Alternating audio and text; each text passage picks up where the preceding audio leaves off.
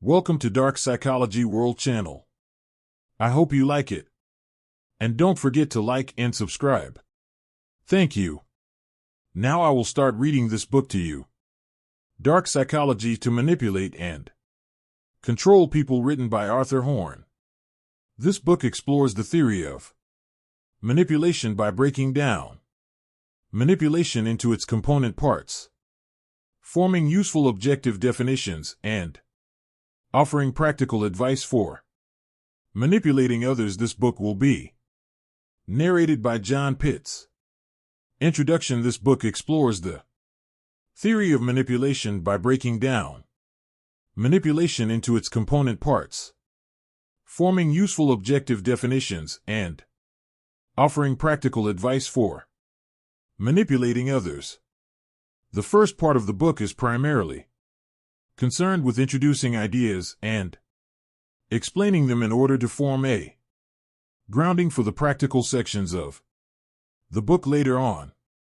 It is important to remember that much of the information is general because effective manipulation requires actions which are situation-specific. Rather than telling you what to do, this book will give you the ability to form effective manipulation strategies, whatever your goals and situation. Examples are included to provide context to some of the general advice in the book, illustrating how to apply the knowledge in a practical sense. In addition, the book covers areas relevant to forming and executing effective manipulation strategies, including analysis, cold reading, and body language. The book does not define manipulation as something inherently bad despite its negative connotations. Ethical issues surrounding manipulation are addressed in a dedicated chapter. After reading the book, you can expect to have greater insight into your own actions and the actions of others. You will have a strong grounding in the mechanics of manipulation, allowing you to make your own decisions about manipulating others and recognize when others are manipulating you. Unlike many charlatans who claim to have shortcuts to recognize when people are lying and make others bend to your every command, this book is honest about its limitations and recommends caution where it is sensible. What is manipulation? It is of primary importance to establish a clear definition of manipulation for the purposes of this book. Without understanding exactly what constitutes manipulation, there will be a great deal of difficulty in separating instances of manipulation and other forms of influence. While you probably have your own idea of what counts as manipulation, it is important that you adopt the book's definition in order to make sense of the practical advice in later chapters. Basic ideas in a broad sense. Manipulation is the effort to affect the behavior or perception of others. Most definitions extend that to include via the use of abusive, deceptive, or otherwise exploitative means, or something similar as a means of differentiating between manipulation and other influencing behaviors such as persuasion. That raises even more questions such as what constitutes exploitative deception is relatively easy to define as a willful concealment or alteration of the truth. But does deception really preclude persuasion? At a job interview, you probably won't mention the times you came in late to work at your previous job due to hangovers. Is that manipulation?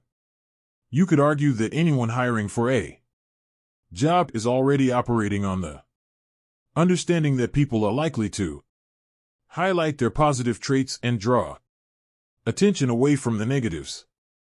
In that sense, it isn't necessarily dishonest to omit certain information in that situation. So expectation can also play a part in determining the ethics of manipulation and where the line is drawn between manipulation and other forms of Influence. Putting ethics aside for now, there is another word in that broad definition. Worthy of attention.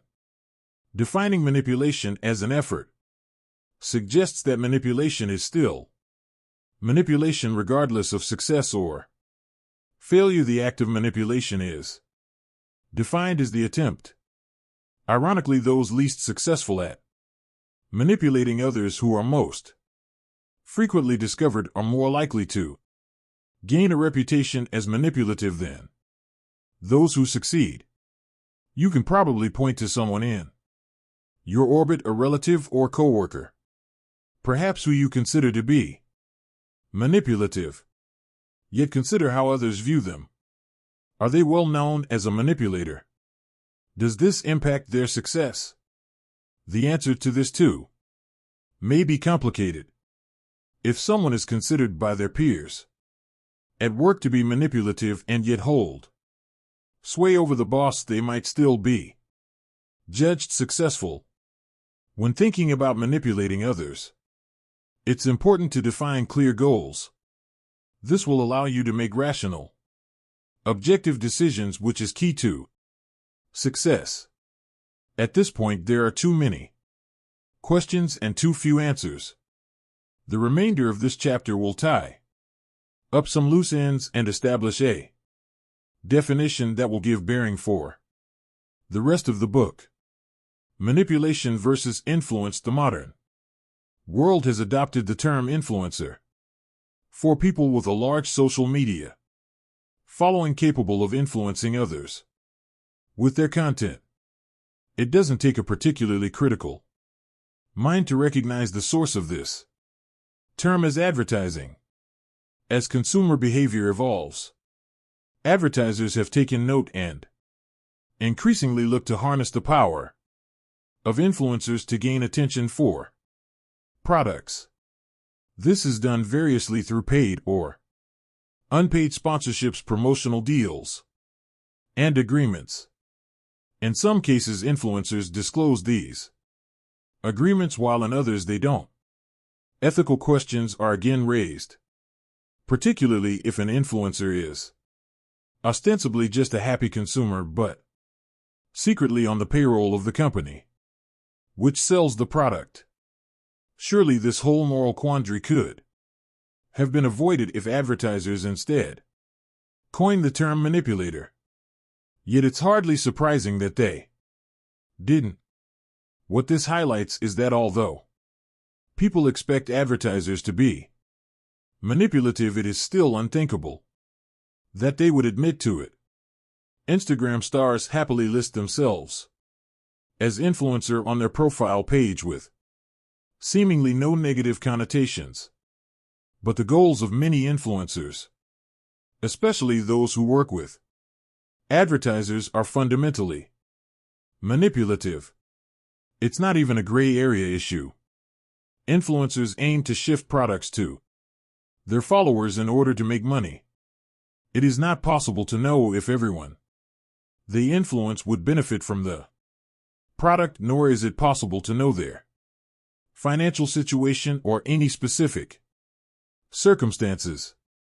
In this case, the influencer is putting their own interests first. Manipulation does not necessarily include an attempt to harm others. However, it must to some degree place one's own goals and interests first. This is part of the puzzle.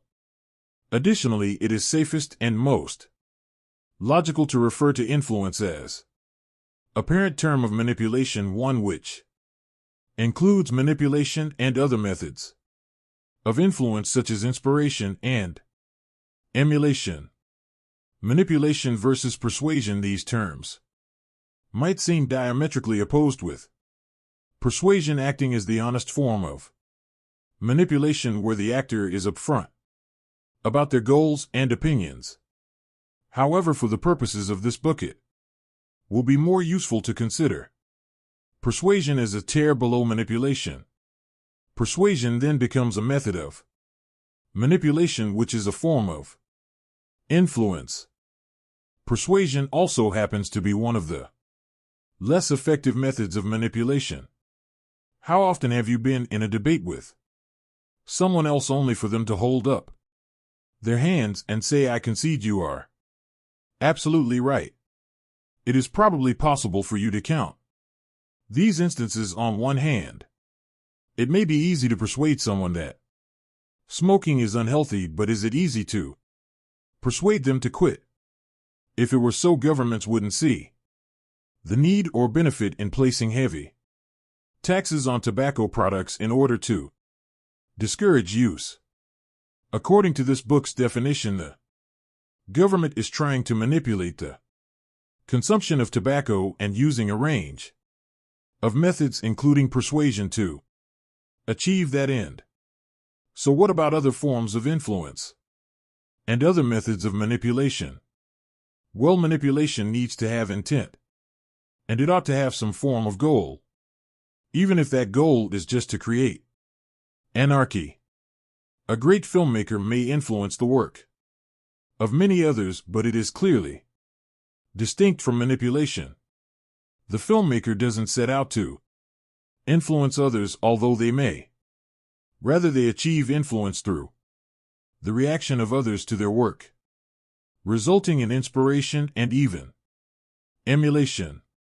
Persuasion, likewise, is not the only method of manipulation one could employ. An easy alternative is lying, a form of deception. To lie and to be believed will inevitably change the perception of those who believe the lie. As has already been established, it is still manipulation whether it is successful or not. Persuasion, like influence, doesn't suffer from quite the same image problem as manipulation. In fact, it's seen as a positive thing to be able to make a persuasive argument, although it does have a sinister tinge. The phrase "I can be very persuasive" implies some exertion of power over another party, possibly even an abuse. Also, when employers refer to the soft skill of persuasion, it is correct to understand this as a euphemism for manipulation, at least in part. Defining manipulation, concluding this chapter, it is now possible to create a suitable and helpful definition of manipulation for the purposes of this book. Manipulation is a form of intentional influence, characterized as an attempt by a person or party, the manipulator, to change the behavior of another person or party, the target, typically with a view to achieving a goal in the manipulator's interests. There is no nefarious implication, nor is it specified whether or not the manipulator is acting in, against, or with no regard for the interests of the target. All are possible. This achieves a definition of manipulation which is not constrained by subjective ethical ideas, although that doesn't mean you should abandon your morals as well. This definition is useful because it is objective and clear. Also, it is helpful because in this book you will learn techniques for manipulation that will help you to achieve your goals. In that respect, it would be a mistake to exclude persuasion, which absolutely can play an important role in manipulation and is inextricable from the advice in this book. Two problems remain, however. The first relates to intended influence.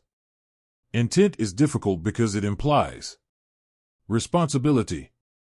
In actual fact, everyone manipulates everyone around them all the time, even from a young age. It would be wrong to exclude a child's temper tantrum from the umbrella of manipulation just because they aren't old enough to rationalize their behavior. The same applies to adult temper tantrums, for that matter. Intent, therefore, does not imply conscious behavior. It can also be instinctive. This also allows for the very real presence of naturally manipulative persons. The second problem is the disappointingly vague ending. Typically, to achieve a goal in the manipulator's interests. Not only is it problematic to define the manipulator's interests, there is a catch-all ambiguity in the inclusion of typically. This part serves only to create a normalized idea of manipulation for the purposes of this book and absolutely wouldn't suit a more general definition. After all, how can someone perfectly know their own interests? It is of course possible to successfully manipulate someone and for the result to still be one's own demise. The latter problem is addressed during the course of the book at points where it happens to be relevant. Despite its flaws, this definition of manipulation is sufficient for the practical parts of the book. Examples of manipulation with the definition established, it is now of use to recognize some examples of manipulation. Some of these are common in everyday life, while others relate to unique or spectacular events. While this book relates primarily to personal manipulation, there is little theoretical difference between manipulation on an individual level and on a grand scale. The same principles almost always apply. But the practicalities of manipulation, methods such as deception, can be more complex between, say, warring nations. Advertising, even the most innocuous advertising, is trying to inform you with a view to changing behavior or perception. It is by this book's definition manipulation.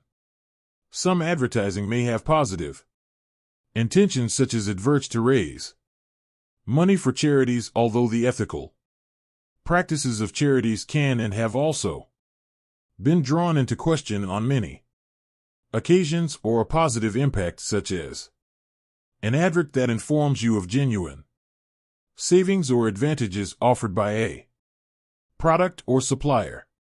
On the more insidious end of the scale, you have advertising methods such as influencers who attempt to affect your purchasing decisions by encouraging emulation of their lifestyle.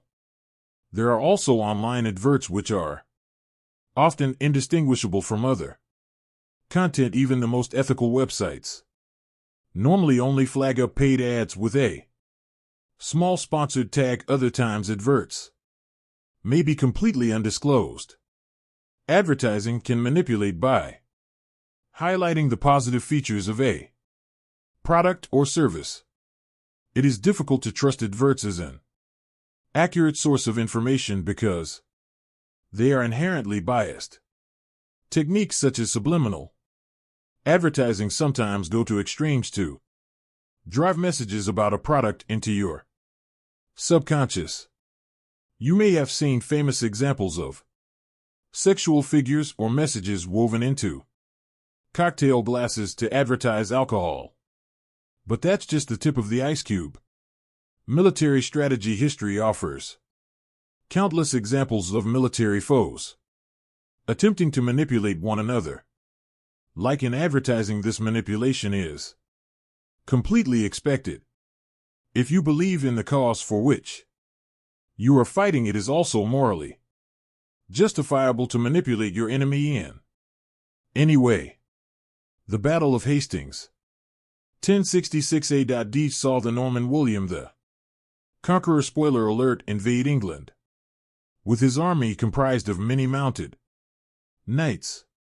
He was met by Harold Godwin's son, the recently coronated King of England, at Hastings near the English Channel. According to legend, Harold took position atop a hill and waited for the approaching invaders. William, seeing the disadvantage of fighting uphill, ordered a retreat with the intention of luring the defenders into a pursuit. The plan was a success. Sensing victory, Harold pursued William's army down the hill and in the process sacrificed their advantageous position. The rest, they say, is history. William's mounted knights were able to overwhelm the largely infantry-based army of Harold and his victory thwarted his only significant opposition in England. Although the accuracy of this account has been called into question, the lesson of the legend prevails: manipulate your enemy and you will achieve victory. You can also find many instances of wars fought as characterizations of military leaders. Rommel, a German World War II general, was famed for his tactical brilliance in North African campaigns against Allied forces, earning his nickname the Desert Fox. Techniques to obstruct or distort the information received by a military adversary follow the same principles as those you would use for another person. It is also possible to draw parallels to games such as chess and real-time strategy video games, where successful strategies often revolve around deceiving your opponents with regards to your own intentions. The professional world: if you work in a company, it's likely that you've been exposed to ambitious individuals whose goal is to climb the corporate ladder. Again, in the professional world, a certain level of manipulation is to be expected. This is one of the reasons that working together with personal friends can create complications, as a conflict exists in managing these two different kinds of relationships: competitive and supportive. In professional life, you are presented with a range of different relationship paradigms.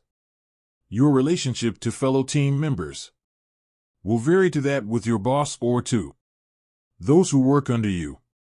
Modern corporate structures tend to be flatter, and a managerial approach that relies purely on authority is less viable than it used to be. It's up to managers and team leaders to motivate their employees. Well done if you immediately identified motivation as another form of manipulation.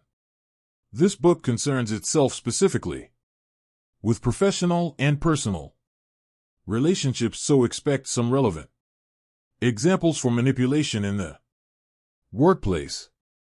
Personal relationships: this is inevitably the most controversial arena for manipulation, yet ironically it is probably the most natural. From the moment you're born, you come pre-programmed with the ability to cry a simple and effective way to communicate immediate needs in order to receive care and attention. Manipulation happens in family relationships as well as in friendships and romantic relationships. The reason for controversy is rooted in the idea that contriving to manipulate others in personal relationships is something unnatural and rooted in a need for control. Although once again there is some gray area. It's quite normal for a parent to manipulate a child's behavior by using a system of incentives and punishments. This is normally considered to be part of a child's education and a healthy part of development, preparing a child for adulthood. Manipulation in a romantic relationship, however, is viewed as something less than chivalrous. It conjures up the idea of an individual lying and emotionally blackmailing their partner in order to disguise behavior or trap someone in a relationship. On the other side of the coin, it's plausible that people would praise manipulation, including deceit, if the end goal was to help a partner quit smoking or lose weight. These ethical questions are addressed later in the book. For now, it's just useful to consider the different scenarios where manipulation may be present. Try examining the world around you to spot examples of manipulation and understand the mechanisms with which they operate. Advantages of manipulation. This chapter isn't long. The benefits of manipulation are plainly obvious, much like the benefits of bank robbery. Successfully manipulating others is a way to impact the world around you and Bend it to your will. That might sound sinister, but remember, it's extremely likely that you're already doing it to some degree. To differentiate between what you might already be doing and what you can learn from this book, instead interpret this chapter as the benefits of consciously, deliberately, and effectively manipulating others. Achieve your goals by successfully manipulating others. You can alter their behavior, their views, and possible even their goals to help further your own interests. It's as simple as that. Effective manipulation, however, is about improving your rate of success. It might be that everyone is manipulating the boss to some degree in order to get that promotion, but only one candidate is going to get the job. Working hard is a good place to start, and working effectively is even better. However, leaving it to merit alone might not get you through. How can you make it so that your boss wants to promote you rather than anyone else? Understanding that will give you the itch. Likewise, it's one thing to tell your crush you like them, but another to be the object of their desire. Effective manipulation is about cultivating a situation where your success is the most likely, or ideally, the inevitable result. Help others. If you believe in a cause, you can support it by using manipulation to further its success. This can be anything from using a swear jar to stop a relative cursing to earning support for your political party. It's the same as achieving your own goals, but you're transplanting the interests of someone or something else in place of your own. As stated in the definition, manipulation is a form of influence. Guard yourself against the manipulation of others. The more you understand about manipulation, the better equipped you'll be to avoid being manipulated by others. Recognizing manipulative behaviors in other people will not only protect you against their influence, but you will learn more about their goals, beating your mind with information that you can use to manipulate them.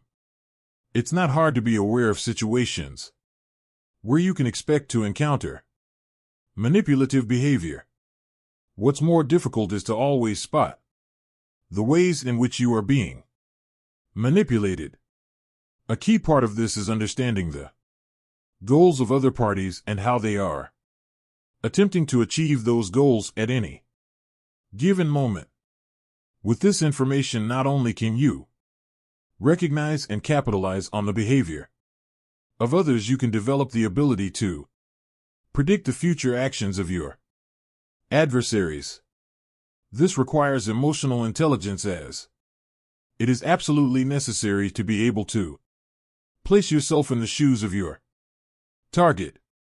In developing this ability, a good place to start is by assessing your own behavior through your actions and learning to understand your choices from an objective standpoint. Doing so will require some practice, but later chapters will cover that in some detail. Manipulation fundamentals. Without further ado, it's time to get into some of the crucial aspects of manipulating others. Thanks to the early chapters, you should now have the groundwork to give context to the ideas in this chapter and form a general understanding of effective approaches to manipulation. In the chapter methodology, you will learn how to use these ideas in order to form a coherent strategy that will improve your chances of successfully manipulating others and achieving your goals. Your goals, given that you're probably already manipulating the people around you to some degree and being manipulated yourself. The first significant step in achieving effective manipulation is to understand and define your goals. Without defining goals, it's impossible to measure the effectiveness of your current manipulation efforts. That's not to say you aren't already manipulating with some level of effectiveness. Some people are naturally more manipulative and some people are natural manipulators. However, the two don't always overlap. Start by thinking about your actions and your behavior around others. Consider who you view positively at work or in your social circle and who you view negatively. Consider further how you behave around different people and whether it aligns perfectly to your opinion of them. There's a good chance that it doesn't. In fact, what you are probably already doing is working to earn the good opinion of others who you believe to hold power and influence. This is a very general approach that everyone takes in society. To use an obvious example, your behavior around your boss is probably different to that of your peers regardless of your personal opinion of them. You may even have a set goal such as reaching X position. Otherwise, you might just be broadly trying to impress. You might even be trying to carve out an easy work life for yourself, shedding responsibility and doing what you can to obscure your low productivity. Maybe you're acting to bring yourself closer to a coworker in whom you are romantically interested. These are just ideas. At the end of each day, think about your own behavior. What did you spend your day thinking about and trying to achieve? These are the goals you are naturally working towards already. When you really understand what your current motives are, you might surprise yourself. In order to start manipulating effectively, it's time to clearly and consciously define your goals. If you've already done so, that's great. Make sure you have something with a clearly defined endpoint. Rather than just do well at work, consider earn a raise, or even better, earn a salary of $X per year by DD/YY. By not only defining a goal but a date as well, you are giving yourself the added motivation of avoiding failure. With a clearly defined goal, you can start assessing your actions against your objective. Ask yourself, will this action help me achieve X? And you might already be able to make smarter decisions. Don't stop reading just yet, though. There are some important considerations to make before you suddenly change your behavior. Watch out for snakes in the grass. The goals of others, while your own goals are the way to measure the success of your efforts, the goals of others are key to forming a successful manipulation strategy. The key to manipulation is using the goals of others to further your own. This is the most all-encompassing theory of manipulation and the core of this book's approach to manipulation. At times you might hold the cards and can help someone to achieve their own goals. This might be as an employee who possesses vital assets for your boss to achieve success in their role. It might be the case that you are the boss and have the power to promote people, not discounting the power you have to help those people achieve their goals by not firing them. Having what it takes to help other people achieve their goals gives you inherent value to them. Here are some examples of situations in which your goals can interact with those of another in order to benefit you. Sticking with the professional field as a reference, say that one of your coworkers is put in charge of a business trip to a trade expo. Whatever their broader career goals may be at that point, it is likely that part of achieving them will be to have a successful trade expo. If that person has reason to believe your assets will help them to achieve that success, they are likely to take you as well. Gaining that experience will be valuable to your career, potentially raising your value as an employee and putting you in greater standing for a promotion. This is a simplified example to Illustrate this line of thinking. It seems obvious, but by breaking it down, it's possible to make an evaluation of where you fit into the goals someone else wants to achieve. It might be that your employer, whose goal is to achieve higher profits, plans to expand your division. They might decide to do this based on the success of your division or the emergence of an expanded market for the service you provide. The knock-on effect would be an increased requirement for your labor. Suddenly you've gone up in value, and it might be harder for your boss to refuse offering you a raise. For example, say that you work in a construction company and a new technology comes into the fore which happens to require specialist crane operation, and you happen to be an experienced crane operator. In this case, your boss is probably looking to hire more crane operators, which takes time, potentially requires training and other investments on their part. It's likely that even giving you a raise, your boss would still avoid cost of hiring someone new, let alone the bother. In both of these examples, you have the power to help someone achieve their goals. This is what drives your success. There is no element of manipulation here. It is simply an analysis of how your goals can relate to those of others. The manipulation will come with cultivating these situations by working to ensure the actions others take to achieve their goals align with your own. Now consider personal relationships. Imagine that you are romantically interested in someone else. Your ultimate goal might be to enter into a relationship with that person. All of a sudden, things get extremely complicated. Not only is it unclear what a person might want from a relationship to you, it might be unclear even to themselves. Many people have not considered what forms the basis of their attraction to others. So if you want to effectively manipulate the situation to result in the start of your relationship together, it may be necessary for you to understand that person better than they understand themselves.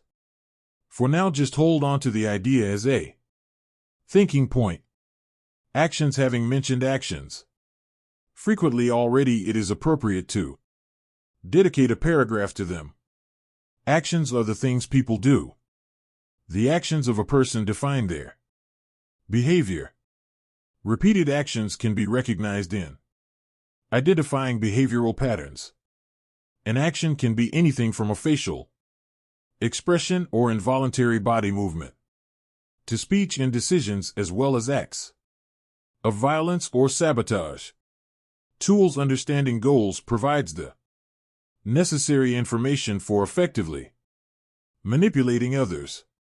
Tools, on the other hand, are the raw materials you have at your disposal for affecting those goals or the actions taken by others to achieve them. In this book, persuasion was previously referred to as a method. However, tool more accurately describes the way in which these following concepts behave. Tools to effectively manipulate power. In the last section, goals, you read some examples relating to the workplace, specifically regarding situations in which you might be able to help someone else achieve their goals. This translates to power. Power is the ability to help other people succeed. This is an interesting definition because it appears to subvert the normal idea of power as an ability to exert force over others. However, breaking it down, the two are closely related. Having the ability to exert force over others can mean not harming them, not invading their country, not throwing them in jail, not creating laws which negatively impact them. These are all forms of power. The power to help other people succeed is much the same as the power to make other people fail left unexercised. These are just positive and negative Perspectives of the same thing. The difference is often negligible. What can you provide people that will help other people achieve their goals? The most obvious thing is extraordinary abilities. Talent is valuable in every aspect of life, from sports competitions to business to raising children. If you have talents that other people can use, that's a powerful thing. Another form of power is authority. The boss gets to decide who is promoted and who is fired. A police officer can arrest you or let you off with a warning thanks to their legally sanctioned authority. A judge may decide your sentence based on certain constraints and their opinion of your nature.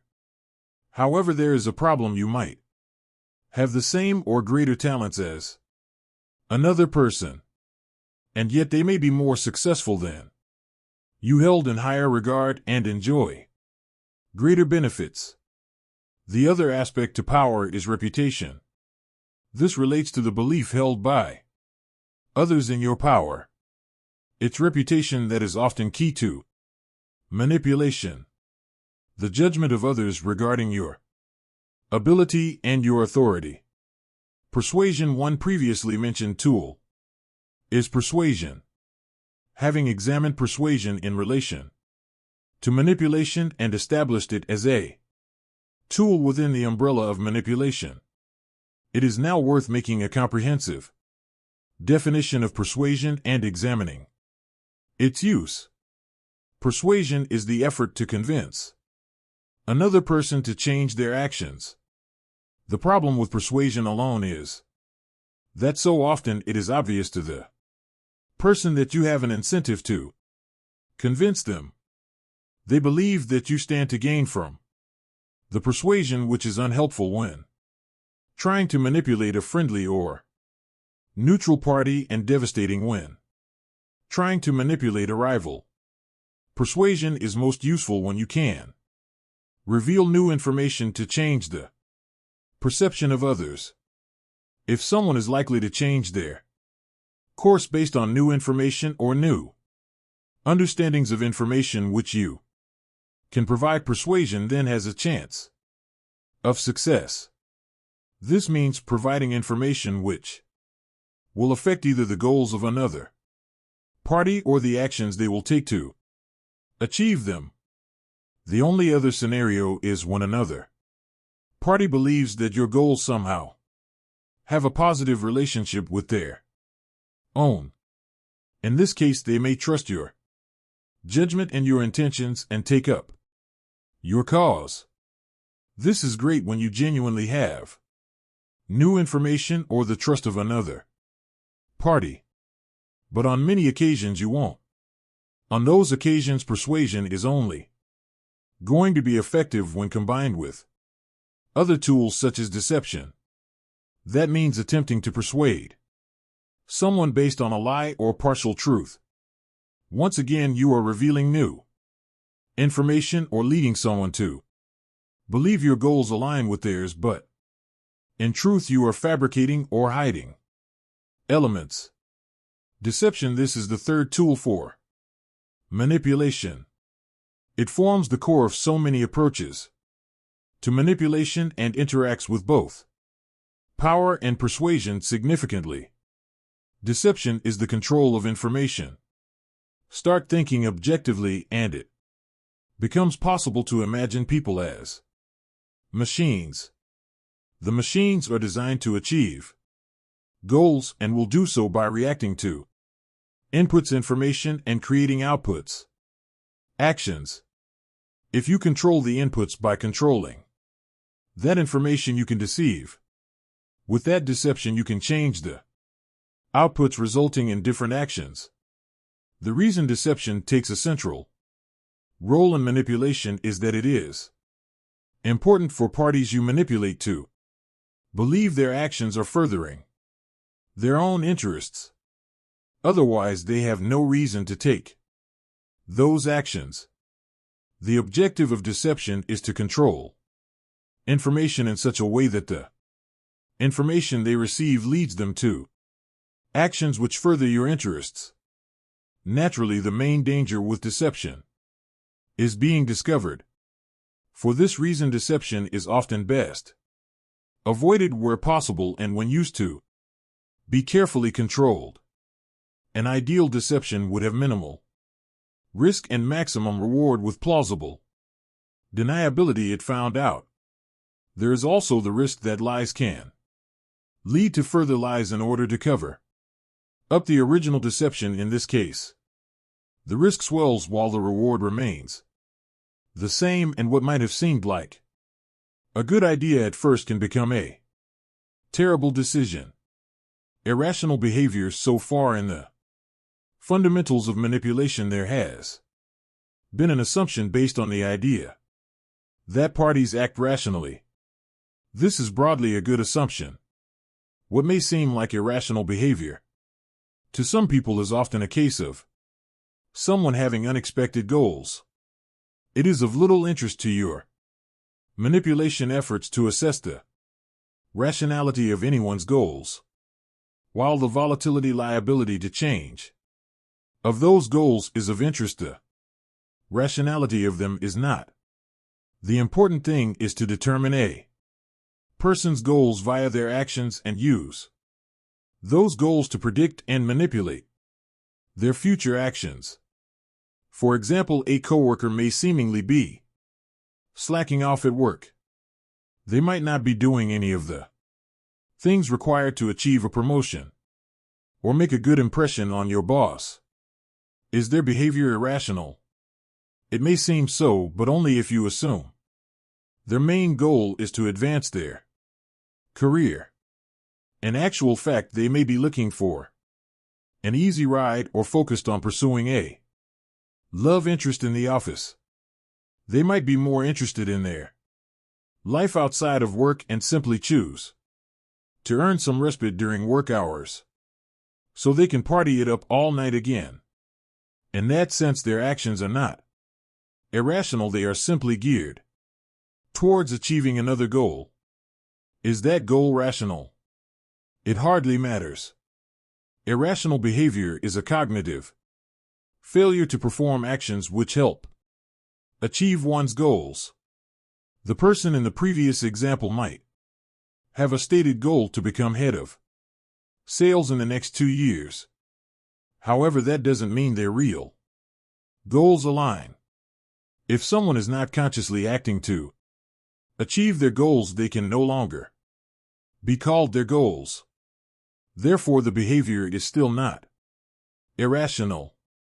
Irrational behavior is more like a take of the mind. It is a mistake based on either a failure of human instinct or a lack of understanding. This is distinct from a lack of information, whereby a person can still make a mistake. However, it is rational behavior based on the knowledge available to them. A good example of irrational behavior is playing the lottery. Everyone knows how unlikely it is that your ticket will win, but many people play anyway for the chance to win big. Something about human instinct encourages people to gamble for a reward. The same approach is used by social media apps who have discovered that an endlessly scrolling feed is the perfect way to tap into a twitch of human instinct.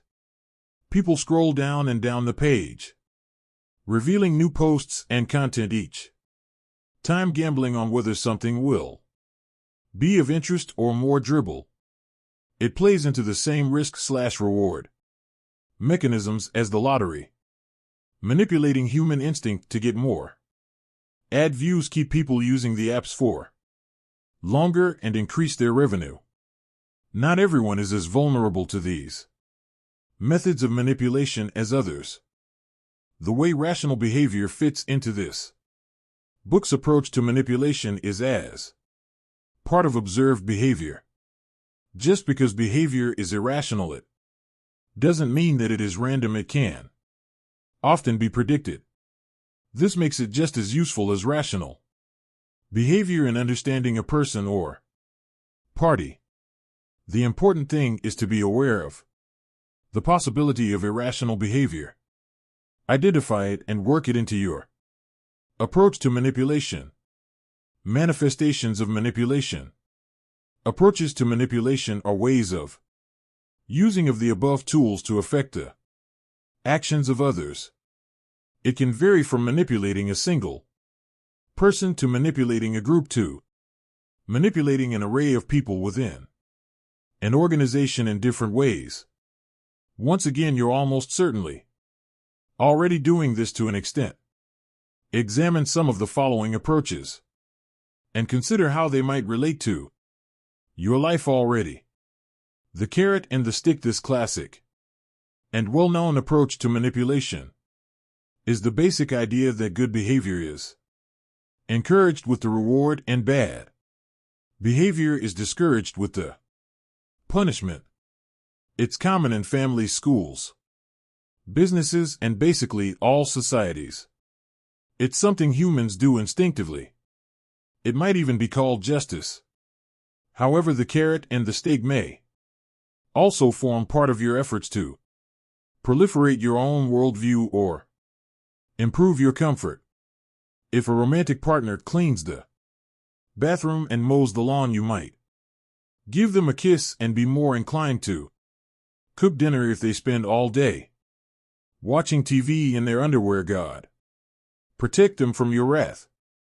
At work, it's normal for a boss to incentivize workers with bonuses, and of course there is the ever-present threat of losing your job should you prove unsatisfactory. But what about the carrot and the stick? Between peers. If a coworker's actions somehow enhance your work or make it easier, isn't it natural to mention that an attempt to reinforce the behavior? What about if they create an extra problem for you that you feel could have been avoided? That's likely to affect your relationship. You might give them the cold shoulder. So it's something present in all relationships. However, learning to manipulate people, you might find that your actions don't always have the desired effect. If you thank Jeff because his work helped you out the next time he's in a pinch, don't be surprised if he neglects to go the extra mile. Imagine that Jeff was short on time and needed to decide between helping you out and helping Bill out, who gave him the cold shoulder last time Jeff failed to help him. Assuming that all is equal, the work for both you and Bill was the same, and Jeff was under no additional obligation to complete either. That person has made a calculated decision rather than disappointing someone else and receiving the stick. They'll assign more time to their needs and forego your carrot. What's just happened is you've unsuccessfully manipulated the situation. The attempt is thereby thanking Jeff, but you failed to get a result. Breaking this down, your power or ability to help that person was judged as less than the power of a third party to hinder them. Your persuasion failed because you didn't provide information that convinced that person of your power. The lack of deception in your approach resulted in more work for you. There are a few possibilities. It is possible that Jeff simply responds more to the stick than the carrot, despite the fact that he is obligated to complete the work for neither you nor Bill. He will do so primarily to avoid conflict rather than to curry favor. An alternative is that he simply judged Bill as having more power than you. That means a greater ability to help Jeff achieve his goals. Perhaps Jeff predicts Bill has a higher career trajectory, more influence with the boss, or greater social influence in the office. This isn't to say that the stick works better than the carrot. You might find that Ted prefers to be rewarded and generally doesn't respond at all to negative feedback. The important thing is to find out what drives people and discover their goals. Emotional manipulation. This is not wholly distinct from the carrot and the stick, but much of manipulating people involves emotional intelligence. There are a variety of ways in which people emotionally manipulate others. All of these in some sense work with the tools above to affect the actions of another. It might seem natural to conclude that the goal of emotional manipulation is to provoke irrational behavior. However, that's rarely the case. Emotional manipulation is much more likely to distort the truth to the extent that someone alters their path to achieve their goals through a perceived change in reality. Examine an approach to emotional manipulation called the guilt trip. The guilt trip involves trying to make someone feel worse about an action they have taken or an action they have failed to take, which amounts to the same thing. I.e. sitting around and not tidying your room is an action. By guilt-tripping someone, you are attempting to affect their emotional reaction to their error. The return is for that person to feel indebted. You are altering their perception of a situation so that they will either correct their behavior at the next opportunity or make amends for their error. Here is a breakdown of the mechanics they are concerned about: their loss of reputation. If they develop a reputation as someone who cannot or will not help others to achieve their goals, the result will be a loss of power. Solving the issue by making amends is a way to salvage their reputation. You are persuading them of the severity of their error. As previously mentioned, failing deception, this requires you to either offer genuine new information such as a previously unknown negative impact of their error, perhaps a financial cost to yourself or another, or have enough of their trust that they believe your opinion of events to be valid, causing them to reassess their own. Naturally, you can use deception to fabricate the above, inventing a detail that changes their perspective. An example could be lying about an injury they caused to someone else, unintentionally playing up its severity, while you will be found out eventually. This might be an effective short-term tactic to provoke a confession. The person who has committed the error is also affected by your power. If you have the ability to remedy the problem they have caused, they are likely to be submissive to your demands. Your power is the ability to help them achieve their goal of saving their reputation, and naturally that increases the greater they perceive their error to be.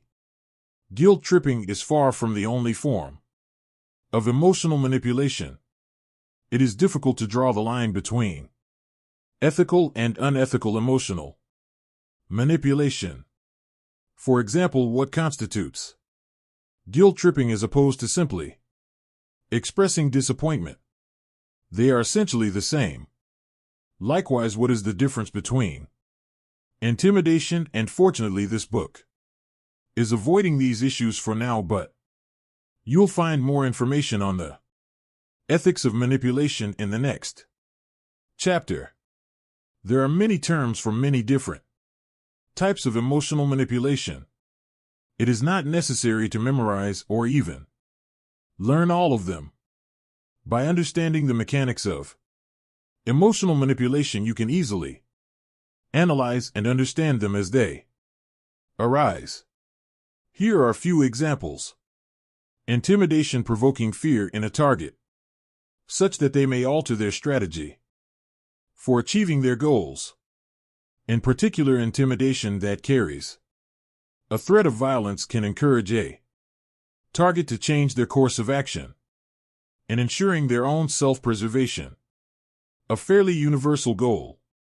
Acting to appease their intimidator is a way for the target to survive and becomes their future behavior. Note that there is nothing irrational in the behavior of the target here. Emotional manipulation is not necessarily the provocation. of irrational behavior. Bonus points if you recognize that this is hardly distinct from the stick. Seduction, manipulating a target by presenting them with an object of desire and withholding it until the target performs an action. The object may be the seducer or some other asset like money.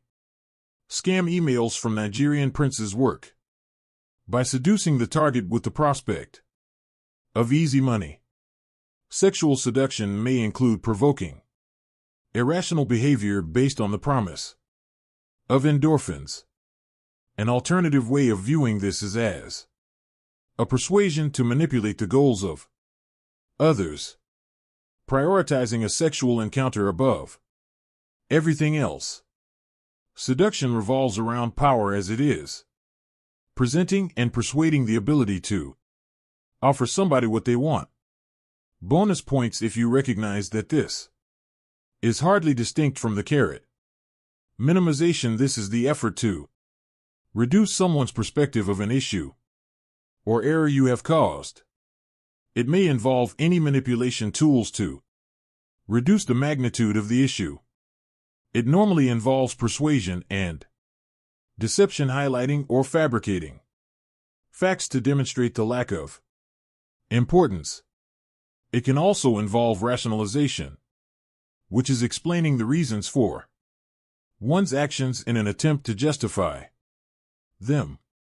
Although this bears no direct relation to power, observe how differently people respond to this behavior from someone who has perceived power compared to someone who is perceived to lack it. Blaming, passing the blame for an error onto someone else, is a way to preserve your power by protecting your reputation, using either persuasion or deception. Note how easy it becomes to break down familiar actions like blaming using these three tools, as well as passing the blame. Creating blame can also be a useful smokescreen. Blaming a victim is a way of persuading a victim that their reputation is under threat in order to manipulate a vulnerable person. At this point, you may also recognize that blaming is closely linked to intimidation. There is damage or the threat of damage to someone's reputation, which can alter their actions by making them feel responsible or concerned that others will hold them responsible. Charisma, it is difficult but not impossible to learn charisma. However, it is still crucial to mention charisma in this book as it holds great power to manipulate others. Charisma is the illusion of power, and the illusion of power is powerful. Imagine a charismatic person. You're probably thinking of a charismatic speaker who can hold an audience and tell an anecdote. What good is persuasion or even deception if nobody pays attention to you? Charisma dictates much of what is referred to as natural magnetism. And yet there are people in positions of great power who don't seem to be naturally charismatic at all. Politicians, performers, and CEOs are possibly all charismatic figures, but for every great speaker there are a dozen fumbling, stuttering slouchers. Charisma isn't everything, but it can get you a long way. By creating the illusion of power, you can appear to have value to others around you, although deep down everyone knows that charisma is just an illusion. It remains powerful all the same. Charismatic behavior coincides with the way talented, intelligent people are expected to behave, and it's likely there is some correlation to that. It's safe to broadly divide charisma into two component parts, each fairly useless without the other: confidence. Confidence is a natural result of competence, which is a natural result of ability and experience. It follows that to appear confident will give the impression that you have either or both natural ability and experience, i.e. useful traits which could help Others achieve their goals. With wit is the ability to think quickly. On your feet. It is the equivalent of a somersault for the mind. It demonstrates mental agility, providing further evidence of your superior natural abilities and understanding. Even better if you're funny too. Imagine each of these traits without the other. Who is likely to make a greater fool of themselves than a bragging, witless fool? Anyone who possesses confidence without wit is destined to expose themselves as an idiot. Equally useless is the silent genius. The wittiest remark in the world isn't going to increase anyone's perception of your power if you haven't got the confidence to share it. It's possible to work on your charisma by improving your confidence naturally. That means accumulating understanding and developing skills. Try also watching charismatic people talk. Watch what kind of comments they make and how they earn positive reactions from others. You should observe that charismatic people appear to find it easier to relate to an audience, a sign of emotional intelligence. Later chapters in this book cover analyzing others, and you can use those skills to develop your charisma. Charisma is not necessary for manipulation, but it offers a shortcut to power. Ethical considerations: you may wish to skip this chapter.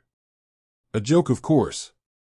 This book has already established a broad definition of manipulation for practical reasons, which allows for a range of manipulative behaviors and does not include immoral behavior as a prerequisite.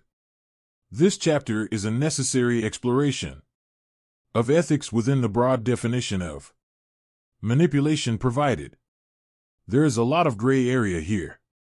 Ultimately, deciding what is right and wrong is up to each individual. This may vary depending on cultural values, laws, religious beliefs, and a learned moral compass. What this chapter establishes is an understanding of the impact of manipulative behavior in an effort to allow any readers to make informed judgments about their actions. Deception: reading this book so far, you may already have run into examples of manipulation that you believe to be morally wrong. Congratulations on having a moral compass. One example of a difficult area ethically is deception. For some, all forms of lying are wrong. This includes white lies and partial truths. If you are one of those people, you can still use the advice in this book, but it's going to change the way you approach manipulation. Specifically, your approach will avoid the use of deception and focus instead on power and persuasion. For everyone else, you might need to decide how much and with what forms of deception you feel comfortable. First, consider the issues with deception. Deceiving others can lead others into actions which act either against or without advancing their own interests. A side effect of manipulating them into acting in your own deceiving others could also be of benefit to them, tricking them into actions that will improve their health or career in the long term, but which they were not capable of doing themselves. Telling a child that their favorite superhero enjoys vegetables is an example of this. The deceit is intended to improve the child's diet, which could benefit their deception. Can also have unintended consequences. In most cases, telling such a lie to a child is unlikely to end in disaster, but isn't it feasible that a child could discover the ruse and develop distrust towards the deceiver? This could harm them by hardening their susceptibility to future manipulation in their interests, or it could encourage lying tendencies in the child. There is no knowing for certain the ultimate impact of a given action. Consider also the situation where deception takes place. It's perhaps expected behavior to try and completely deceive your counterpart regarding your intentions in a game of chess or checkers, a war, or even in contract negotiation. However, many people would consider it immoral to hold even the smallest untruth from a future spouse. You might even take the stance that deception and any other behavior is only a crime if you get caught. It's a potentially cynical worldview, but there's an argument to say that it's a dog-eat-dog world, and if you're not willing to be ruthless, someone else is going to do the same to you. It's not the place of this book to decide where you draw your lines in the sand. However, some advice would be to establish some ethical boundaries, such as no lies that I have reason to believe will cause harm to another. You might find this too stringent or too lenient, so define your own boundaries. And if the moment arises where you recognize a chance to break that boundary for your own potential gain, at least you will have the opportunity to confront your own morality, whether you decide to go ahead or not. Abuse, with the reminder that this book is not telling you how to align your moral compass. It is necessary still to mention that most people consider abuse to be a bad thing. The issue is how to define abuse. You have almost certainly heard the phrase abuse of power. Consider something that most people would place at the worst end of the spectrum, such as the sexual abuse of mentally handicapped minors. It is abuse on multiple levels because the minor has a number of vulnerabilities. Significantly, parents and guardians of these individuals are in a position of trust to protect these individuals. They have little defense against and lack the judgment to understand the ways in which sexual abuse can impact their psychology. It's an awful sobering thought to establish the extreme end of the abuse spectrum. At the other end of the spectrum, there may be more nuanced or controversial examples of what some people call abuse, such as ordering an extra portion of fries when charging a meal to the company account. It's an unnecessary indulgence which allows the abuser to benefit excessively from the trust they have been given. Taking this even further, it's possible to draw into question the nature of business relationships. You might consider the idea of someone sleeping their way to the top to be dismissive. However, how is it possible to reconcile personal relationships where one person clearly has power over the other? For example, a boss and an employee with ideas of the abuse of power. Are these relationships possible without elements of abuse? A person may naturally be drawn to their boss due to the power they hold, as has been established. At the same time, it may be impossible for a boss to enter into a non-abusive relationship given the inherent vulnerability of their employee. Perhaps it is completely possible to separate work and pleasure, but these situations are sticky, to say the least. More pertinent to the times, it is possible to draw comparisons to the role of a casting director for Hollywood movies.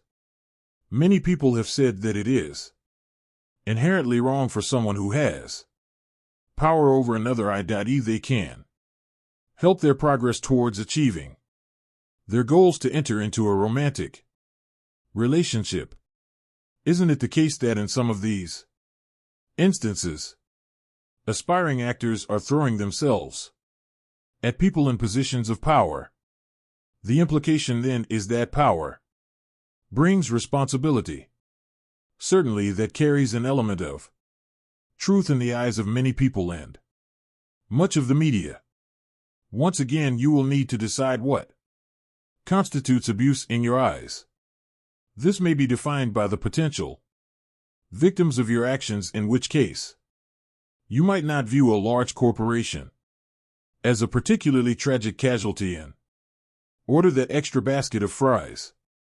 Additional food for thought would be to consider what makes a person vulnerable, and whether or not it is truly possible to decide that a person is not vulnerable. If you successfully manipulate another person, then surely to some degree they are vulnerable, if only to your cunning. Honor. Navigating all of these ethical issues may to some degree force you to rely on a code of honor. This might be dictated by a culture or a creed. It may be created by yourself or your peers. It may even be part of a commitment made to uphold a certain level of integrity, as is common among reputable media outlets. This can help you to make ethical decisions by placing boundaries for you. However, it's rare that when push comes to shove, a code of honor will actually stop you from taking an action outside of its bounds. That is up you alone. The NSVS, the means one alternative to establishing clear ethical boundaries is to judge each case completely on its merits. In this instance, there is more flexibility. In particular, you may decide that any action can be justified if the result is positive enough to outweigh the means of achieving it. There is a further issue which even the most flexible moral gymnasts ought to consider. Even if the ends justify the means, could those ends be achieved with less wrongdoing? Once again, it is not the place of the book to enforce a specific moral code. However, even if your approach to ethics and manipulation is flexible, would you lose anything by defining boundaries? Anyway, at least in that case you can recognize when you cross those boundaries, and it gives you a prompt to address and justify your reasons for doing so. Intent and unscrupulousness. This book has already partly addressed the issue of intent in manipulation. Consider the child who screams young. Children make a lot of decisions based on emotion and instinct. The intent may not be to manipulate, but the manipulation is still present. If you have spent time around children, you may know that when a child hurts themselves, there is a pause before their reaction. In many cases, they will look to their parent. If the parent's reaction is shock, they may become unsettled and start to cry. If the parent's reaction is to remain calm, often the child will remain calm themselves. They are learning to navigate the world and their influence within it.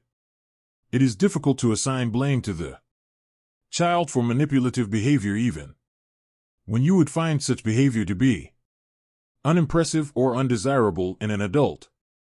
On the subject of adults, you may also differentiate between unscrupulousness, willful disregard for morals or laws that stand in the way of one's goals, and a complete lack of knowledge of those boundaries.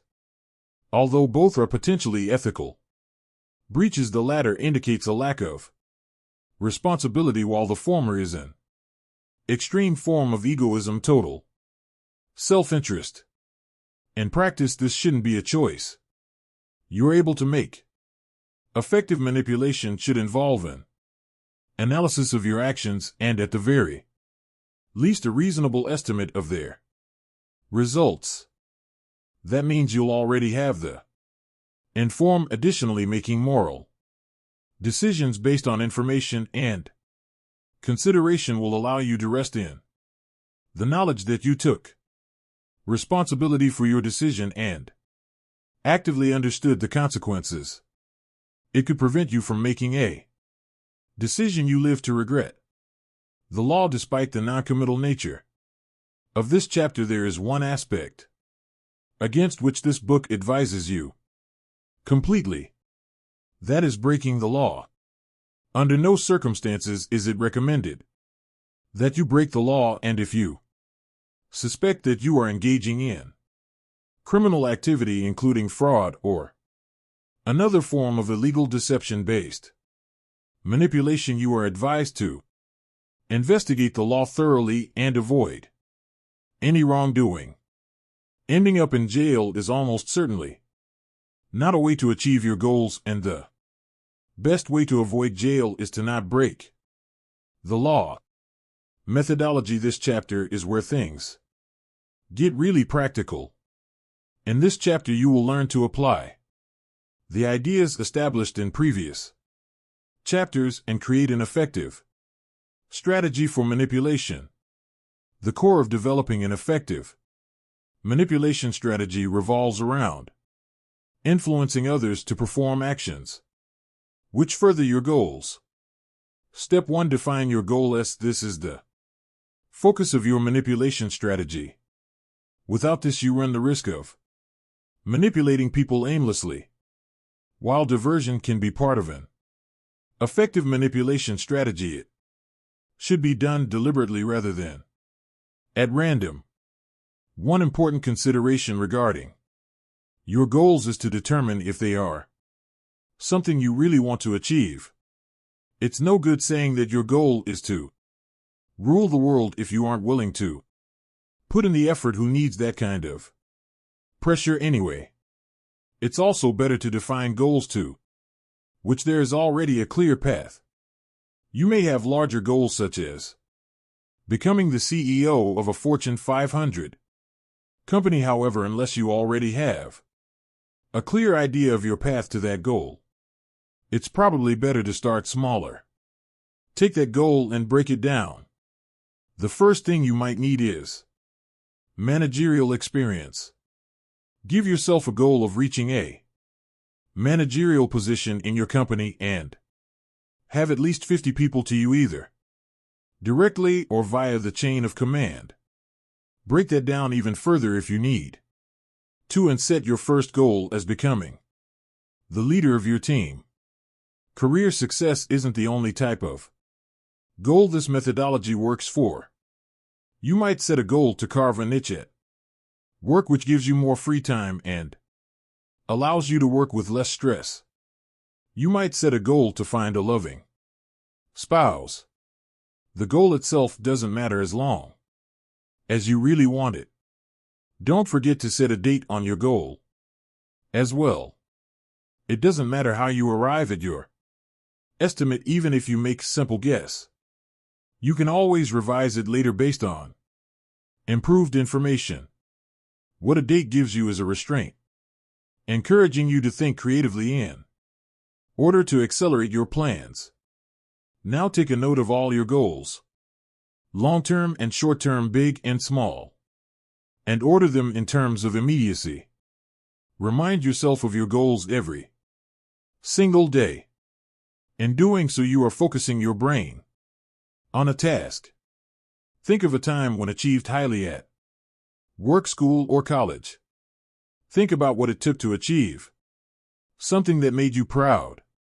Was it working a moderate amount of hours, or did it involve going the extra mile? Were you thinking about the project night and day, running it through in your head before you went to sleep and structuring it in your mind? Of course you were. That's what made the difference. By focusing your brain on a task you dedicated all your resources to achieving highly.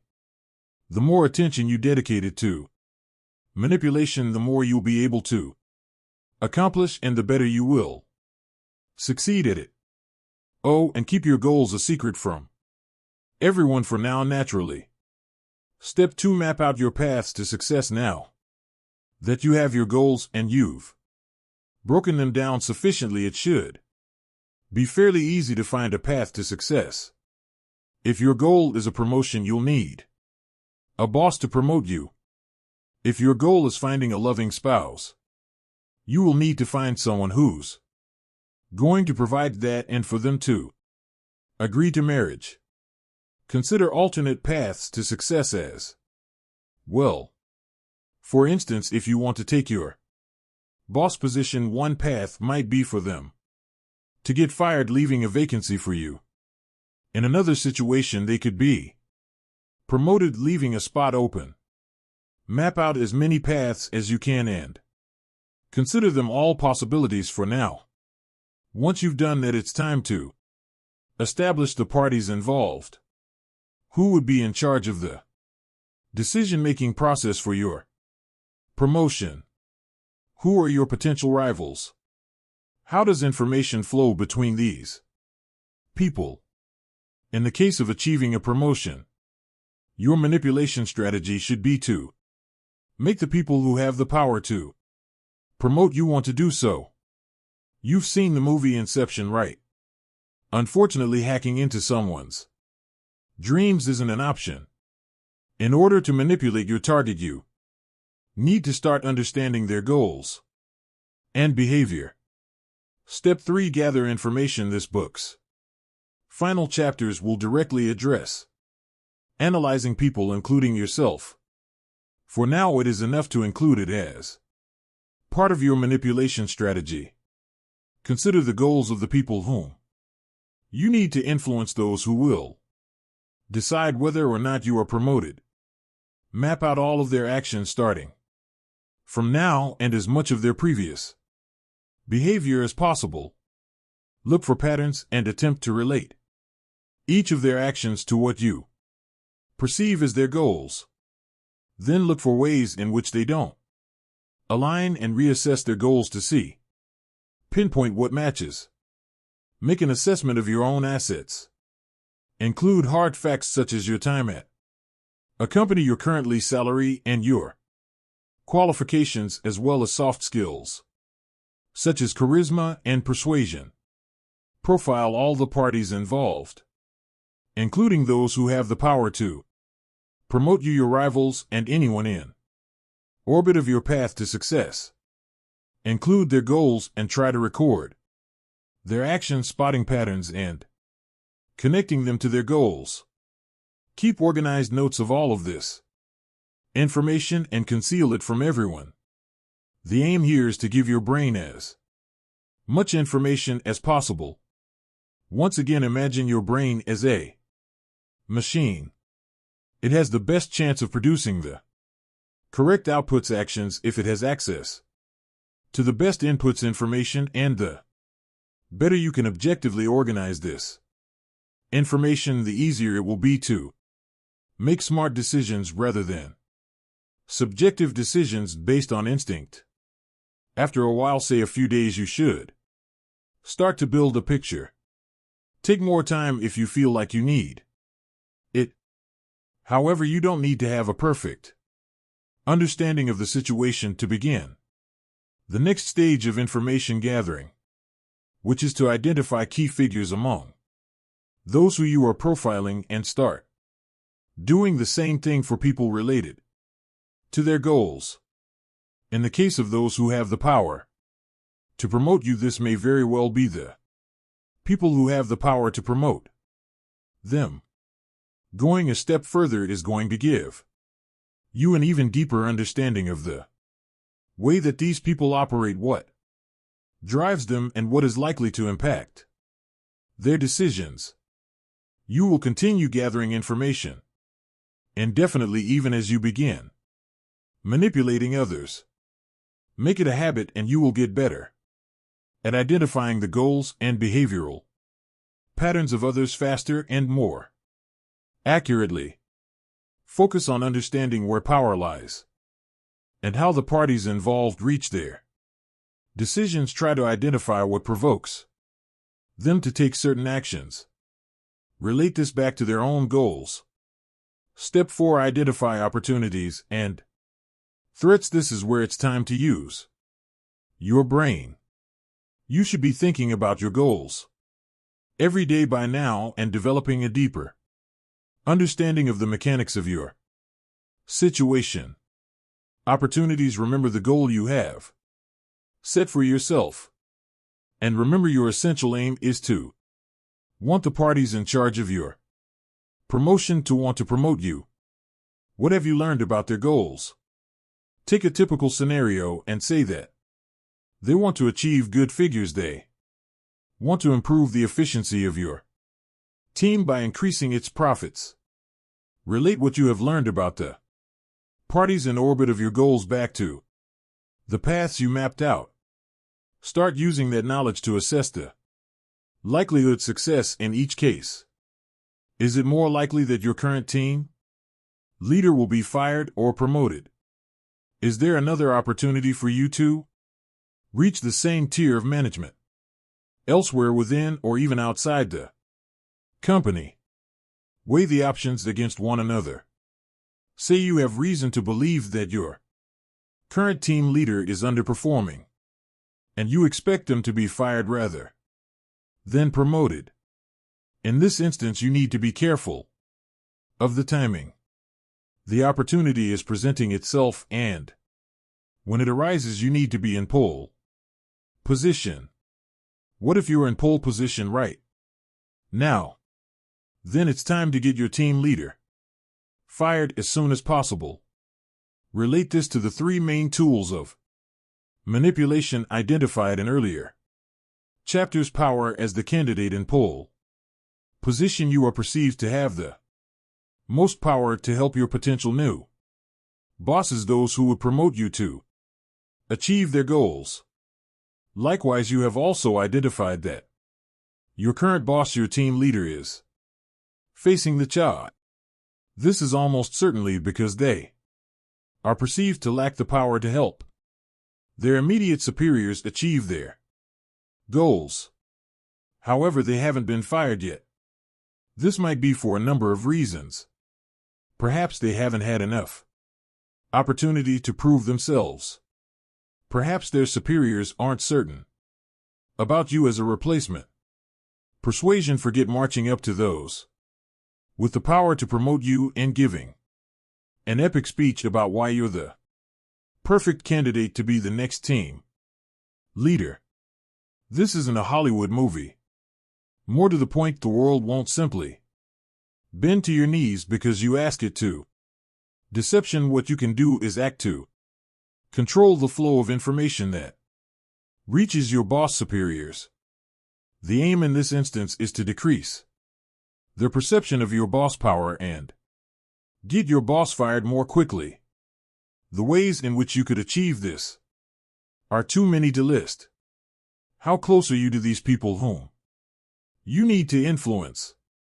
Who has their ear and what makes them tick?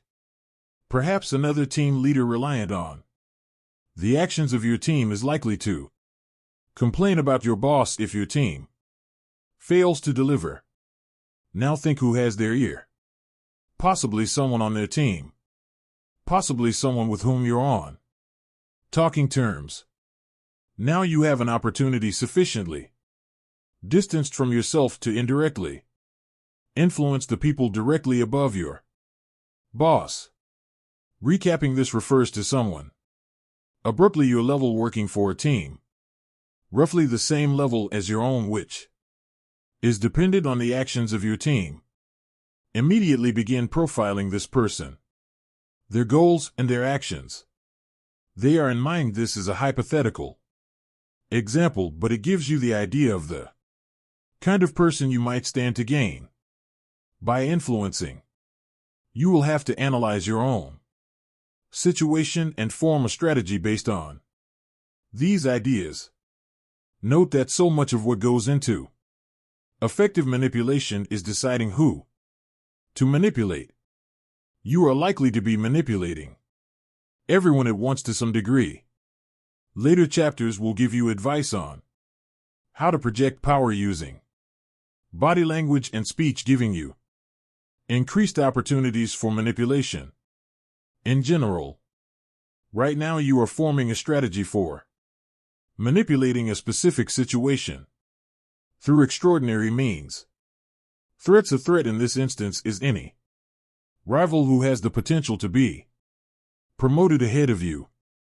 An additional threat is your boss recovering their reputation, perceived power, and getting out of the danger zone. Consider anything which can serve to disrupt your path to success as a potential threat. Look for threats constantly and use the same principles to thwart them. Specifically, act covertly to reduce the power of any parties which threaten to disrupt your plans. Step 5. Take action leaving threats aside. Refocus on the current example. Here an opportunity has presented itself to create a deception. It may well be the case that you have a close relationship with the person identified to start the flow information, in which case it might be possible to conspire. If your boss is truly useless and your target's team is truly dependent on an improvement in your team's performance, and your target aims to see that happen, you could theoretically agree to work together in order to perpetuate some information that will damage the reputation of your boss. But take a moment to look at some of the risks. Your collaborator is another person who can be discovered, and the conspiracy could come back to you. You have revealed to another person that you wish to conspire. This will have an effect on their opinion of you and your trustworthiness. Your collaborator may change their mind, in which case you will have sabotaged your chance to deceive them by revealing your goals. Your collaborator may alter the plan to suit their own goals and compromise your strategy. With deception, you only run the risk of being found out yourself, and it's quite possible to attempt a deception with plausible deniability. For the purposes of this example, say you are on friendly terms with this person and may eat lunch or take coffee with them roughly once a week. Show an active interest by asking them questions. Mix in questions about their work with the normal personal interest in the person. Try to focus on pursuing lines of conversation about which they're willing to talk. There is a good chance this will relate to their interests, which will relate to their goals. Look for something in their goals which is affected by your boss' actions. Say their team handles delivery while your team handles production. This is a simple paradigm given that the example relies on their team's dependence on yours. Establish the issues facing delivery and analyze elements of your boss' behavior, which could be revealed in order for your target to arrive at the conclusion your boss is bad news. This could be a tendency to ignore the demands of shipping when forming a production schedule. It's important not to do this at a time when your target is specifically talking about their issues. You should also reveal the information in such a way that does not arouse suspicion. For example, when a natural opportunity arises, you might explain the way your boss scheduled production, which clearly illustrates the absence of shipping. At this point, the example has reached such a degree of specificity that it is almost certainly impossible to directly relate to your circumstances. You will always need to look for opportunities specific to your own situation when engaging in manipulation. This will require you to act ingeniously by giving yourself as much information as possible. You have now planted the seed of an idea in your target's head. Your boss is having a negative impact on your target's professional success due to their methods. In the eyes of your target, the goals of your boss fail to align with their own. They must go. You have recruited someone to do your bidding without arousing suspicion. You have maintained a normal coworker relationship but achieved a deception by actively controlling the flow of information to those who have power over your future. If all goes according to plan, the next time your coworker falls behind in their work or struggles to make a deadline, they'll know exactly who to blame. Their team leader will relay this information to their superiors, and your boss will become even more of a problem than before, edging closer to their professional doom. Step 6. Learn and improve. Unfortunately, your plan has every chance of failure. It might be that your boss manages production in the way they do for an important reason, one which might be recognized by their superiors. In that case, it could even backfire. But at least you weren't rumbled. Take note from this manipulation attempt and use it to inform your future efforts. There is no way to predict the future perfectly, but looking at the past is the best way to get an approximation. Use the ideas of this methodology to develop your own strategies and manipulate the world around you for your own ends. Analysis. This chapter relates back to aspects of the previous chapter on the methodology of manipulation. By learning methods of analysis, you can develop a better understanding of the parties which have power to help you achieve or prevent you from achieving your goals. A large part of this is practice. Practice observing behaviors and then try to predict actions based on patterns you have observed. Test your accuracy in this regard. Reflect on why you failed to make an accurate prediction and then try to remedy that in future. You will naturally improve with time. Self-analysis, an excellent way to begin understanding the actions and determining the goals of others, is to start analyzing yourself. Keep a note of your actions and observe yourself as if you were observing a third party.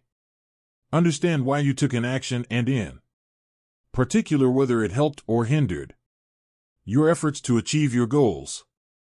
What you are trying to do is achieve objectivity, which you can use to make good decisions regarding your own future. Note that the terminology used here is good decisions.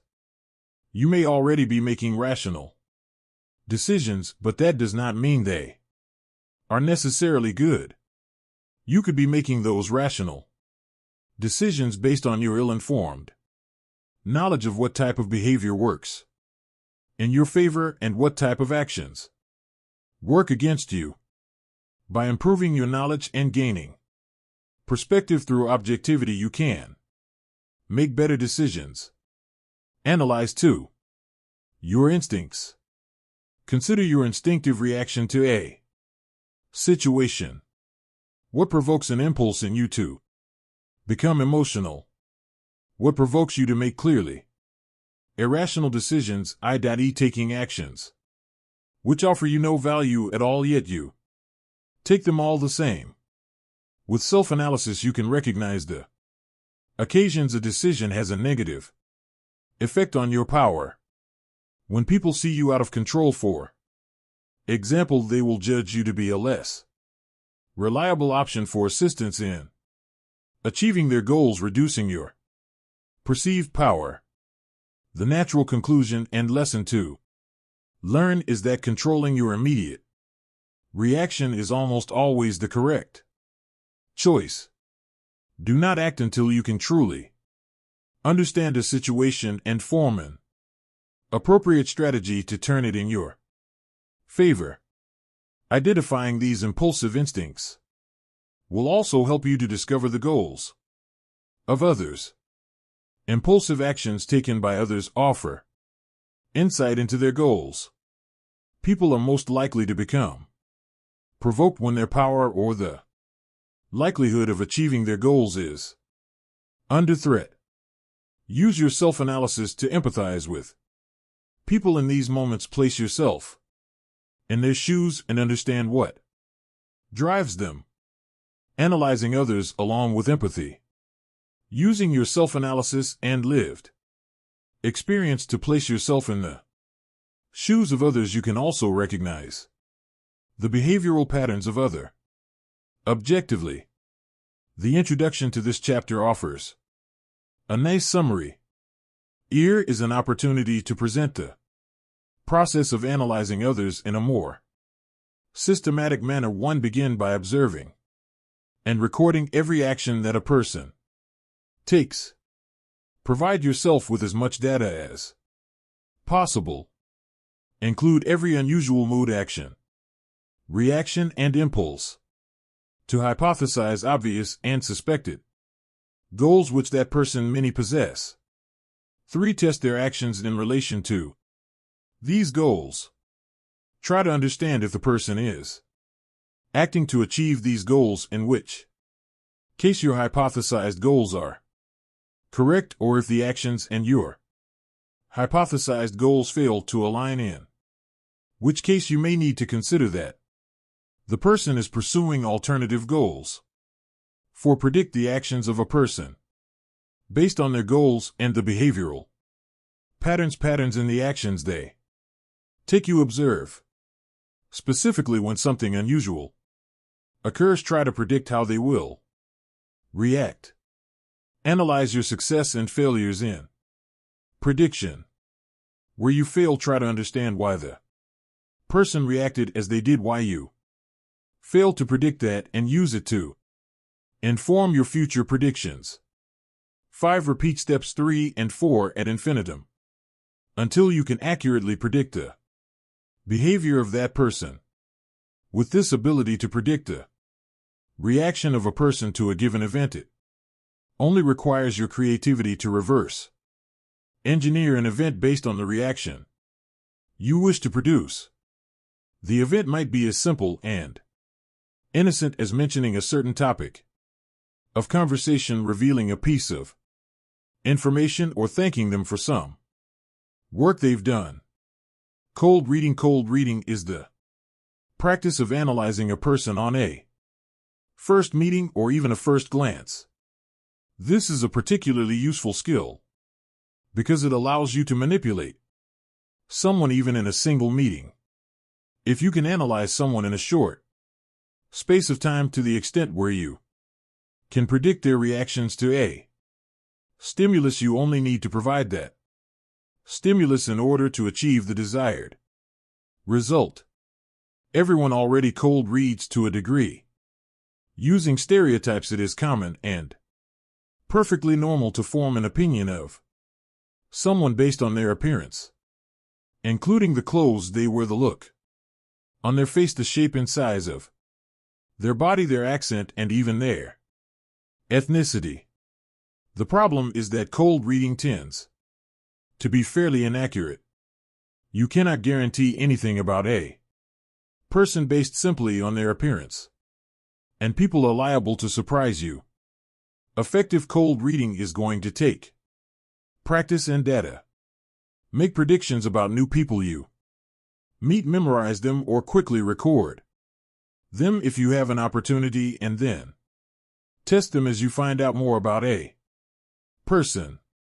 Relate your findings back to your first impressions of someone and consider if there was anything you could have spotted which might have given it away. Body language. Body language is useful as both a source of information and an approach to manipulation. It can form a part of both deception and persuasion. You have probably heard quotes like, "Body language makes up 55% of all communication," before. Although the number 55 is actually pretty useless, the message remains clear that body language is an important part of the way people communicate to one another. Considering the fact that body language is so important, it's no surprise that everyone is able to read body language and react to it to some degree. On a subconscious level, you can probably already understand when someone disagrees with what you are saying, or is interested, or just wants to stop talking to you altogether. These cues are intended to be understood. Without that, there would be no point to their existence. However, there are important ways to read the body language of others which can help you to analyze their intentions, even when they are attempting to deceive you. Facial expressions. It's a famous poker trope that everyone has a particular behavior which they exhibit when Bluffing, a form of deception intended to lead opponent players to believe they have a stronger hand than they actually do. This is known as a tell. While there is some truth to this, and you may be able to spot giveaway signs to recognize when a person is lying. However, this will be limited in accuracy, and particularly in the poker you might fall prey to a deception in which someone is deliberately putting on a tell in order to throw you off the scent. In reality, facial expressions tend to be extremely unreliable when determining if someone is telling the truth or not. They are easy to fake and don't offer much in the way of help when it comes to analyzing others. However, as a tool for manipulation, facial expressions happen to be somewhat useful. One general tip is to give people a big eyebrow raise and light up your face with interest upon greeting people. Most people greet one another with stern professionalism. It's such an easy tip. But raising your eyebrows and smiling at someone can create a lasting impression. There is no need to be obsequious. Don't go or gaze. Just show comfort, confidence, and project a genuinely positive reaction from seeing someone. The power of positivity indicates to others that you have a willingness to be constructive and helpful to others. People crave the influence of positive people, as a positive attitude breeds achievement. Reading body language. So if the face is limited in reading the nonverbal communicative cues of a person, where should you look? The answer happens to be relatively simple: the feed. Most people reflect their desire and their attention by pointing their feet. If you sense something off about a conversation and get the feeling someone would like to be somewhere else, glance at their feet, and if they're pointing towards the door, there's your clincher. Naturally, you don't want to spend all your time staring at someone's feet, but take a glance and use their position to recognize whether someone wants to be in the conversation or not. If they're pointing right at you, they're likely to be a lot more receptive to what you're saying. If they're pointing away from you, it's possible you might as well be talking to a brick wall. Now, the reason for that can vary. It doesn't necessarily mean they don't like you. They might just be late for another appointment or have other things on their mind. You need to use your learned analysis and incorporate body language to form a complete picture. Thank you for reading. You are now armed with powerful techniques that you can use in many different ways. Will this knowledge wisely and judiciously. Sincerely, Arthur Horn. Thank you for taking me on this journey with you. This is Dark Psychology World Channel. Thanks for watching. Don't forget, subscribe, like, and share.